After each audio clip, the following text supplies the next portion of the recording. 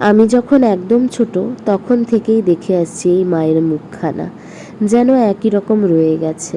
এখনও বড় হয়েছি, তারপরেও বলছি আমাদের এখানকার 12 প্রাণের মা বলতে পারো। ওনাকে ঘিরেই এই 13 দিন আমরা মেতে থাকি। কালী পুজোর দিন থেকে, পরের দিন থেকে শুরু হয়ে যায় আমাদের এই কালী মেলা, চলে 13 দিন অবধি। আমি ছোট যখন, তখন থেকে এই মেলা দেখে আসছি। দেখতে পাচ্ছ কি ভিড়।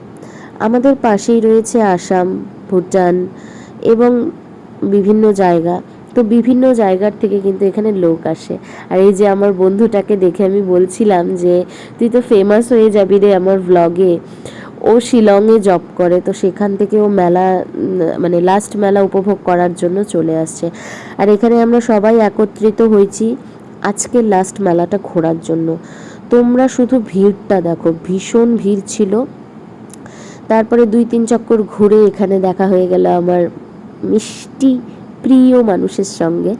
তারপরে এগরোল খেলাম, কিছু স্ন্যাক্স বা ডিনারের জন্য যা যা খাবো সে সমস্ত নিয়ে এখন আমরা বাড়ি চলে যাচ্ছি। টাটা।